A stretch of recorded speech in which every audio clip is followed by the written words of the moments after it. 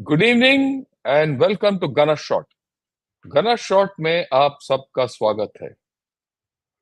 बदलते हुए जमाना और बदलते हुए कल्चर, बदलते हुए परंपराएं और ये आर्म फोर्सेस में इफेक्ट हो रहे हैं।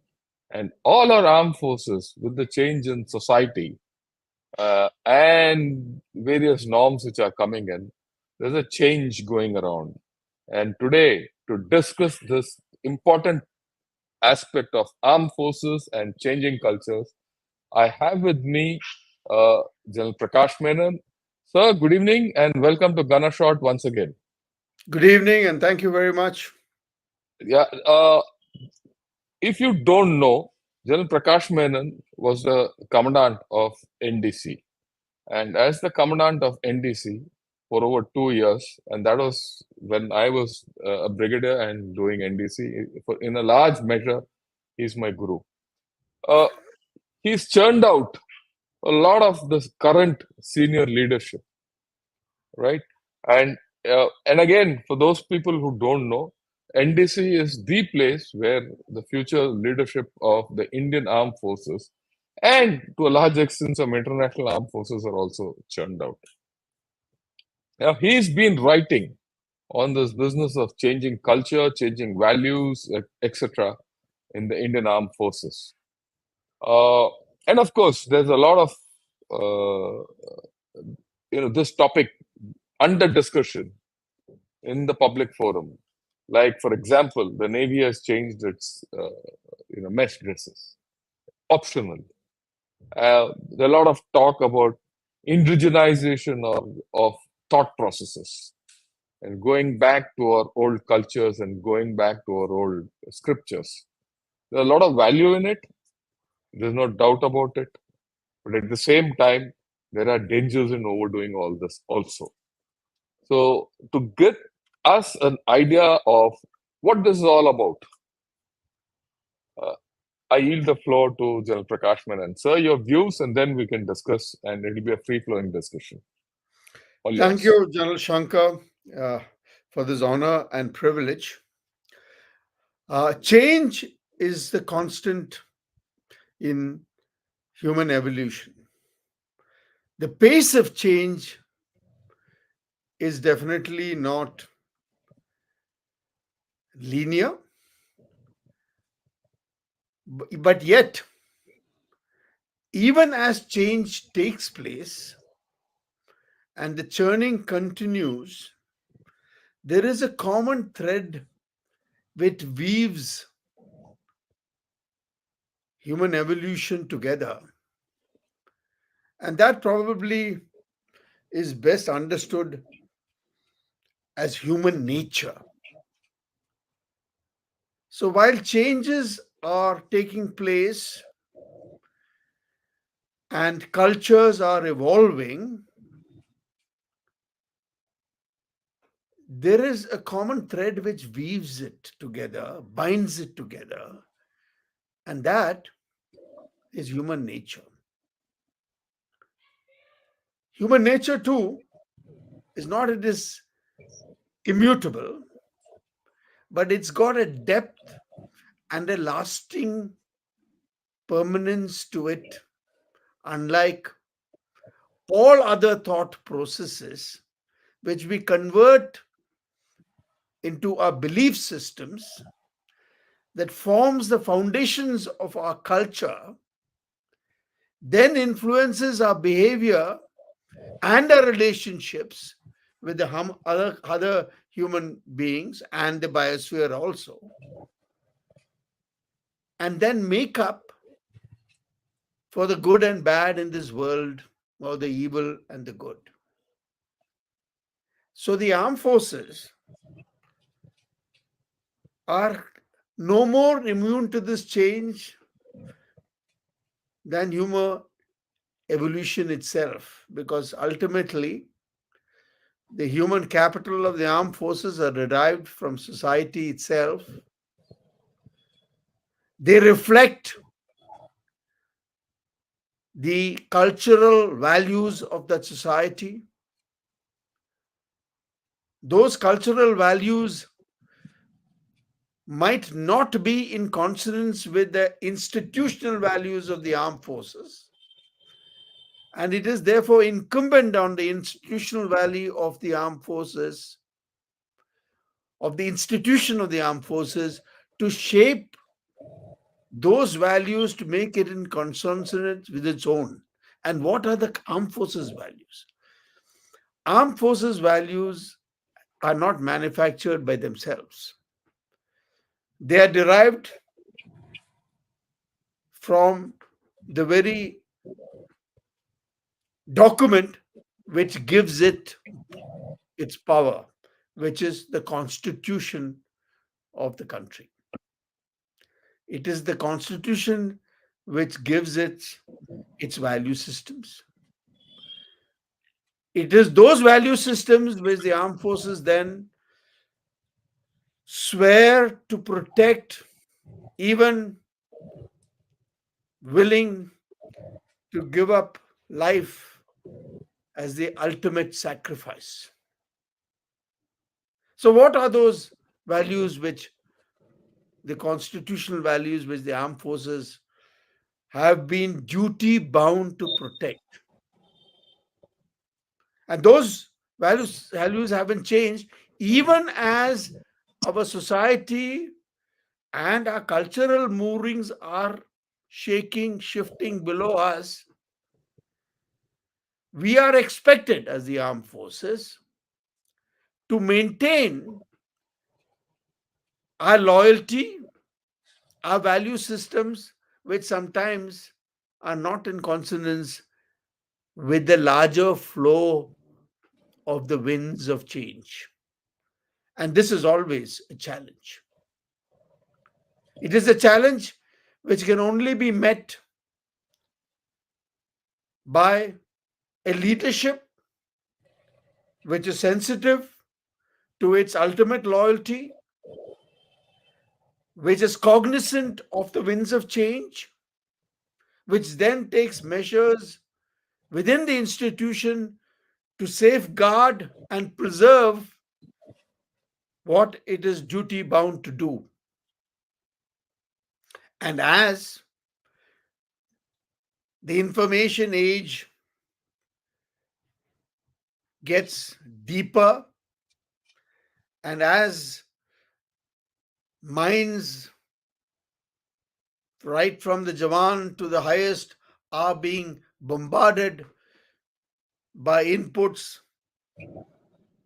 through the social media, print, what have you, it is but natural that some of the societal leanings, which might be against constitutional values, are seep into the military mind. It might be even without the person understanding or noticing it. And that is where leadership is going to matter. This is not something which has arrived today. This was always the case ever since independence, ever since India declared itself as a republic, had a constitution. It has always been a challenge. And normally, these values are challenged by the turbulence or the dynamics of domestic politics, which often interact with international politics. What is good and bad? What is the right thing to do? What is evil? Is finally a matter of the human being finding a rationale for something he is already believed in. And that's how the human mind works. And that is why there is special need for the military institution to safeguard its human capital from being carried away by loud voices, by popularism that use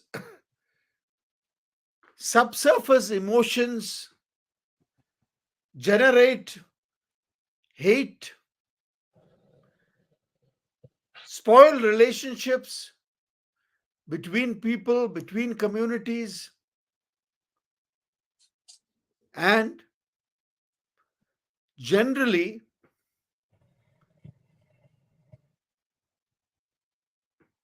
sort of churn the soil of the constitutional values which you are supposed to safeguard. Yes, acceptedly, there are many cultural changes which are taking place, will take place, which change the values and the behavior, the belief system and the behavior of the human capital in the armed forces. Take, for example, when India became a consumer society and then adopted the value that material wealth is an important aspect of life, which we must all achieve to gain, we aspire to achieve, and was born in society the Indian middle class, whose particular characteristic is not only to make wealth but also to display it. It became a value that they wanted others to see where they had reached. That material value was found and is often expressed in the way both middle class and rich Indians conduct their weddings, for that matter. It is an expression of the place that they have achieved in their lives, and they subconsciously invite the admiration of others and expect that will keep them happy. But as a soldier, we know that we cannot aspire to such things if one were to be true to his profession, except, of course, if one comes from a rich background, which very few of us do. And therefore, it affected the value system over a period of time in terms of integrity and honesty, especially to dealing with financial issues, uh, trying to make money. Many cases have occurred, even of very senior officers who were involved. This was all nothing new because human being has always aspired for it. But in the armed forces, you are expected that these sort of feelings will be suppressed because you have a greater value, which is called an institutional value, which will not allow you to take part and do such things. But when the social pressures on you, and when your neighbor buys a better car or owns a better house, then the natural instinct in you and your family is of comparisons, and that may push you over the edge, violate the standards which is expected of you, and that is where your value system crumbles. Like this, changing societal value systems sometimes impact positively, sometimes impacts negatively on serving armed forces personnel, and therefore it is the responsibility, and I'm emphasizing this again, of the leadership to be sensitive to these pressures which have always been there, keep their flock together, keep them oriented to what they've sworn to defend, which is the constitutional value, which is the values enshrined in our constitution. So, cultural changes cannot be avoided. What should be avoided is the negative impacts of this cultural changes on your professional conduct. And may I say also your private conduct, because as you go up, you cannot completely differentiate the two. And this was always done, especially in the armed forces, by leaderships actually becoming the symbols which juniors could actually revere as heroes. Therefore, heroes, one of the cultural elements one of the elements of cultural practices, was an important component of military life. And those heroes were worshipped because they imbued the qualities which were expected of you. They were the examples that were set in terms of their capability, their integrity, their courage, their valor, their sacrifice. But as social media and as the information age has gained, both in its scope and weighted our minds, our heroes obviously are now, well, consist of a much larger collection, which includes politicians, Bollywood stars, or maybe heroines, and so on. These are things which, unless you are conscious of what is happening, you will simply get carried away. Especially when the popular sentiment also is behind it. So, to judge the cultural impact, it can only be judged by the actions and words of the people who comprise of these armed forces. Their actions should speak for themselves. They need not go out and advertise that we are the best. Let their actions speak for themselves. We don't have to be in the marketplace of wanting to sell the armed forces to the nation, because we believe that we are there for one singular purpose, which is to protect, ultimately to protect the constitutional values of what has already been laid down. So, if we connect our belief systems, which we harbor in our mind, And those belief systems influence our behavior, and that behavior is results in our actions. The way to judge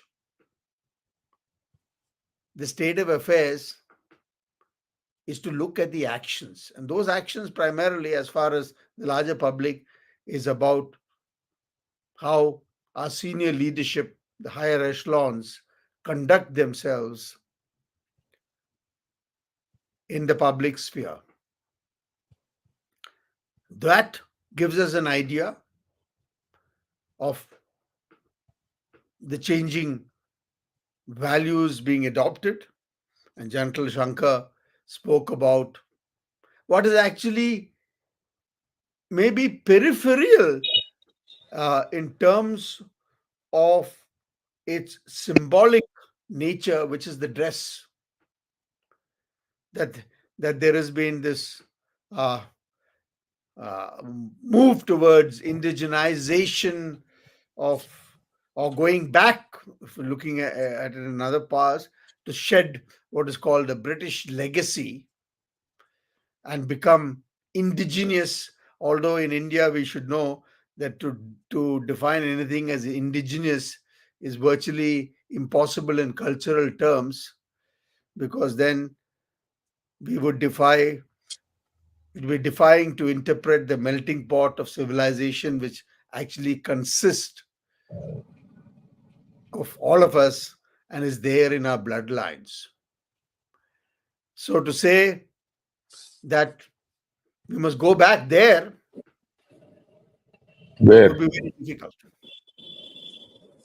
And of course, anytime anybody wants to change its dress, wants to actually introduce what he referred to as the introduction of the kurta pajama by the Navy as an informal dress in addition to other dresses, and the sort of, uh, you can say, disagreement it invited from several of its veterans, I think we need to understand that as long as the dress looks decent enough in the eyes of the leadership which is putting it there,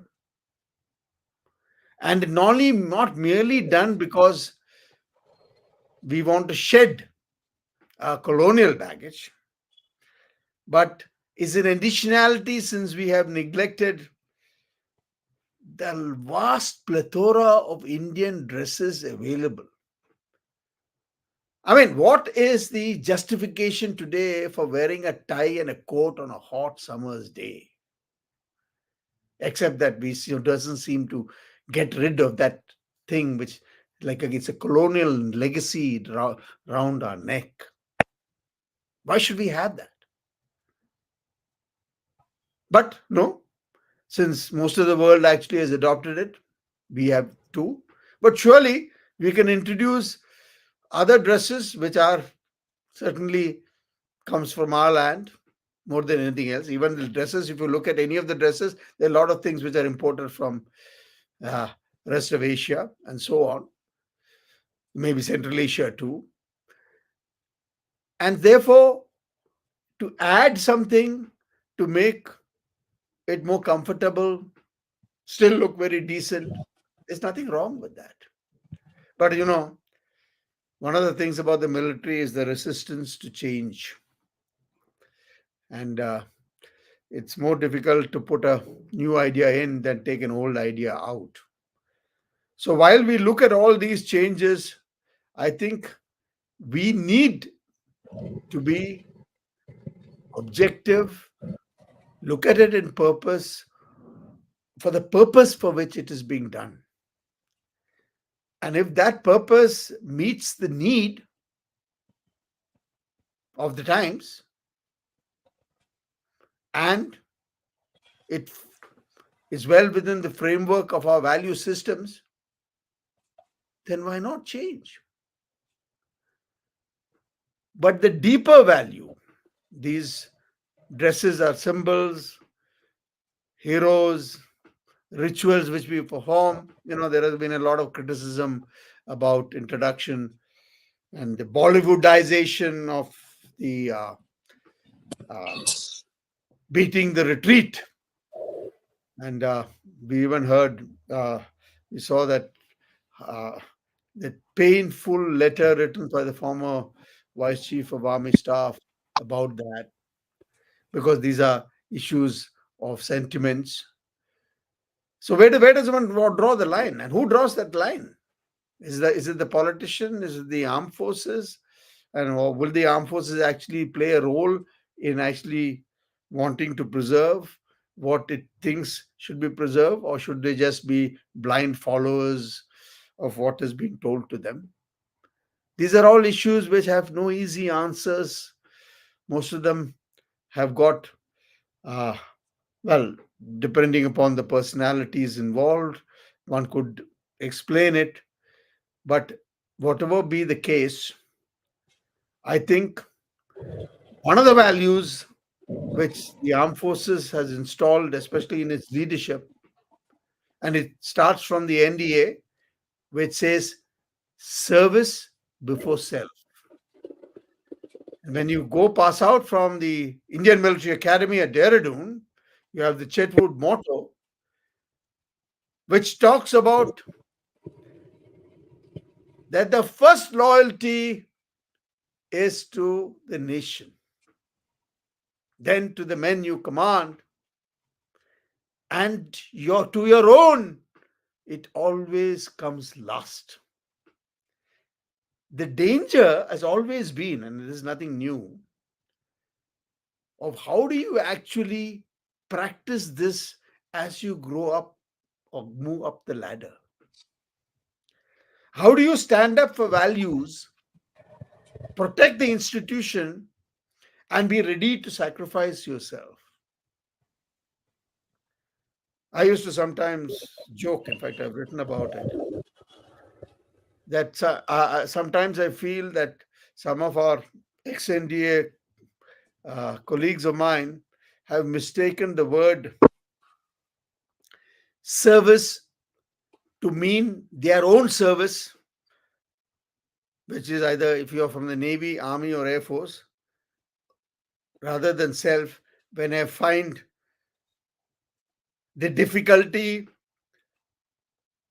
in achieving inter-service cooperation, or what we now call jointness, because if you give preference to the service before the national interest, then obviously you're mistaking that word service. Whereas the word service is about to serve, to give, in spite of having to give up on your own. So these are values which we have been brought up with, which we are expected to protect. And of course, life is not that simple. Nobody can be just Mahatma Gandhi. Nobody can be just a straight line. Everybody is human. But yet, as you go up and as you rise up in the institution, you are expected to stand up for values which need to be protected, because now you are the guardian of that value. Now it is in your custody. Now you cannot blame others.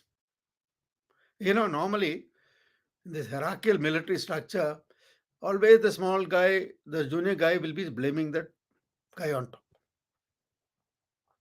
That privilege does not lie as you go senior up in the senior echelons. They are the custodians. They have to be answerable. And it is not easy. So one would say that cultural changes battering the Indian socio-political landscape must be understood,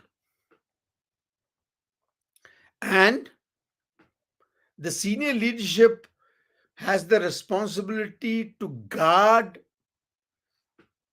its own, so that they have not shifted away from what they have sworn to defend. On that note, Shankar, I think I've spoken enough. Now you can shoot, the generals can shoot each other. Oh, that's a very nice thought, sir. But generals have rarely shot each other because they are normally out of shooting range, even on opposing sides. Unless But having said you're that, a gunner shot. gonna shot, yeah. But you raised some important questions, which I thought I'll highlight. You spoke of nonlinear change happening in society, and this change is cultural, it is material, it is economic, it is geopolitical, all those changes which are happening. Many people talk of rising India, talk of a changing India, and hubris which goes with it. That's fine. And it impacts people. And as we see society changing, it impacts the armed forces. The armed forces have to change because of this external impact. On that, there's no doubt. But there's a dichotomy here, sir. The dichotomy comes from what I'll take it from what you said. The first and the only loyalty of the armed forces is to the Constitution of India. In fact, that's the core loyalty. If that at any point of time is diluted, I think this nation is in danger. But then, what does that mean? One of the first things, one of the first ethos or qualities which you have to imbibe or rather live with as armed forces personnel, leave alone a leader, is the ability to sacrifice many things to uphold that constitutional values. So that's the first thing you have to consciously sacrifice. The second thing is the battlefield. Now, all of us, we do recognize that one day we will enter a battlefield, or we are expected to enter a battlefield. And the battlefield by nature is unhygienic, bloody, and violent. And that demands a high level of austerity. If you don't have that austerity of the battlefield, in the battlefield, then you are susceptible to a huge loss. Then, of course, the nature of the armed forces forces a certain amount of social equality amongst all of us, where we have eschewed class, ethnicity, composition, race, creed, religion to work under a uniform and a flag to achieve a particular objective. And then all this means that you are constantly fighting against some kind of adversity. And this is a dichotomy. Do you think that, and so far, let me put it this way, we have been able to successfully handle ourselves by being apolitical, etc., etc., etc. Do you think that is in danger these days with the kind of change which is happening in society? Well, I am not in a position, since we are both outsiders who were insiders earlier, to be sure about what is the effect it is having on the present lot of people. So I must say this with a caveat that I speak as an outsider, and Mean I speak purely in impressionistic terms. Okay, that it is not something based on some inside knowledge experience. of anything. But I think the more important part, I think, is for the senior leadership to be sensitive and cognizant to the potential of the internal churn in the socio-political landscape, which could impact the armed forces, and then therefore they should put in place measures to safeguard it. It is not whether it is already impacting. We should be do take, even if it is not, we should take preventive measures. And those preventive measures are not one off. It must become a part of the normal conduct of affairs of the armed forces. It must be about talking to the people, cautioning them, giving them an insight which probably they would not be have, being cognizant of what could happen to them. I think that is where it really, I think there is a need for it. There always was a need. I think in these particular times the need has become greater. But that is an opinion I'm giving, because I think that whatever I read and whatever I see and hear could have an effect, which is could have a negative effect from the values which the human capital of the armed forces are required to uphold. Fine. These days, it's in the news and all over that look, the armed forces have a lot of traditions which are a colonial legacy. While to some extent it is right, to a large extent it is not right, because some of our legacies are based on our traditional cultures, especially at unit level and things like that. It is so. And the second aspect of this is a large part of our Indian society is also based on colonial legacies. In fact, a large part of our government is based on colonial legacies. But then the thinking which is apparent outside is that it is only the armed forces which have this, nail of traditional colonialism, which they don't want to shed. So I would like your views on that, because this is something which people do misunderstand, and people get away with pointing fingers at the armed forces. I think we got to look at to understand this particular like a direction of political affairs. We have to understand the larger picture. Okay, and I think the larger picture here is about ideological disposition of the present government to actually try and give the message that there are insiders and outsiders here. This is one of the larger political message that they give. Who are the outsiders? The outsiders who seem to have brought not only religion but other cultural practices from the outside, and they therefore should be removed, because we must go back to where what is originally what we are.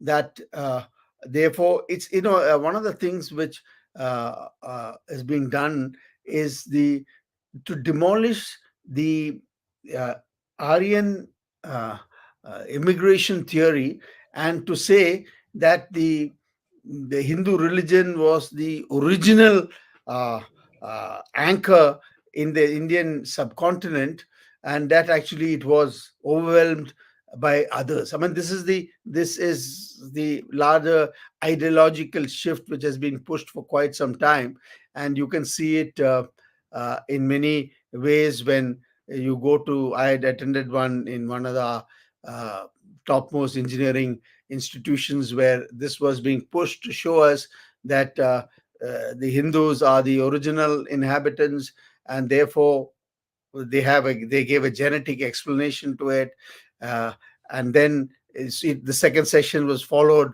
by another session which said that because of that, because now those guys who the first session people have proved that the Hindus are the original inhabitants here, there is a need to amend the constitutions and so on. So the political agenda which will not be understood by others, but except the leadership is expected to understand this, that this insider outsider is part of a larger political agenda which forms the insider outsider concept. The whole the world over, one of the things about tensions between communities is about the insider outsider concept, where the insider wants the outsider to go away, or the outsider becomes the insider, and then there is a displacement of the former insiders by the outsiders. This is, in fact, if you look at the world geopolitical history, this framework fits in well, and most of the wars which are taking place is about this. And if you look at the Palestinian uh, uh, Yeah. problem, it personifies this desire. So one of the things that the ideological, you can say, projection is about this inside out. So this colonial heritage therefore gets wrapped in this insider outsider thing. What we need to understand is, if we were to take out everything which came to us from outside, we will find that we actually had very little of our own. Everything came here, got assimilated, became part of us. It was the melting pot of many cultures. That's what Indian civilization was. So when you trying to do something and segregate it, I think we must be careful of what we are trying to throw away. The question for us is, and let's talk just about the, the most simpler than dresses. I mean, why actually should we wear? Why shouldn't we wear dresses which are more comfortable to us in the weather which prevails in India? And that to itself, it is so diverse. Why would you in Madras actually sitting wear a coat and a tie there? I mean, it would be You crazy can't. to. Yeah, I mean, yeah, it's do. So why not shift? And actually speaking, there's a lot of shifting which has already taken place. The shift which has not taken place is in the armed forces. Why shouldn't the armed forces also shift to actually not say that this is because changing because it's a British colonial problem, but changing because these are not suited for conditions. After all, dress has to not only look nice, it has to be comfortable. And India is very rich in the diversity of its dresses. And in the military, those dresses, everybody can't wear what they want. It has to be part of a regular uniform pattern so that we are identified. So there is no harm in changing, but to use and to say that we are giving up slavery by giving away our dresses, I mean, that is, I think we are, that's political game. We should just stay out of that. I mean, that's for politicians to play the game the way that they want to, where they are entitled to do. But the armed forces should not get caught up. So it is better that we adopt a very practical attitude towards it and not mouth the same type of slogans which politicians do, and then say that we are doing it because of that, and to give up our slavery and so on. I think that may be not the correct way to actually go about it. No, you brought up a very important point, sir. Of the fact is that the Indian tradition, there's no single line of tradition. There's so many traditions which we have imbibed, right? And like I said, even a complete governmental system, the government system is a is a borrowed tradition. It is not, we don't have a original tradition of governance, right? We have that's a colonial tradition which we are following. And like someone has also commented that our constitution is also cut and paste from various other issues. Well, that's fine, but that's the way we are. So you can't just throw away a constitution and imbibe a new constitution without the political ramifications and without thinking through that. That is disaster. So the issue, sir, is while you said that we are both outsiders and we don't know whether really the changes are affecting the armed forces or not. This business of slavery itself, after all, it was an official tweet of one of the services which said "Gulami ko chhod rahe hain," and getting out of that whole story. Uh, isn't that mindset a little questionable? No, Or I'm does it induce questions in your mind because having served this institution for so long, where we the gulams of whatever it is for 40 years, that it is only now that someone comes up with something and you say no, that was gulami we lived under. I, don't know, We that's what definitely I'm saying. didn't. We're not slaves. Our leadership has to be cognizant to political slogans and political, you can say, maneuvers, and we should stay out of it because they are politicians. That is how they talk and they behave. We know that very well. In fact, one of the things which actually I find, which is part of our professional education system lackage, that the military is an instrument of politics. We call ourselves apolitical, but to expect that the military leader should not therefore understand politics is the most silliest thing to do, because unless he understands politics, he can never play the role that politics expects of him. So he should understand politics, but he should not partake of it. When you repeat the same gulami ka this thing, whatever it is, then you are becoming part of that political gameplay. That is what you should avoid. Yeah, I think so, sir. I think we've had enough discussion. I think we'll give some time for questions, and there are questions which I think we should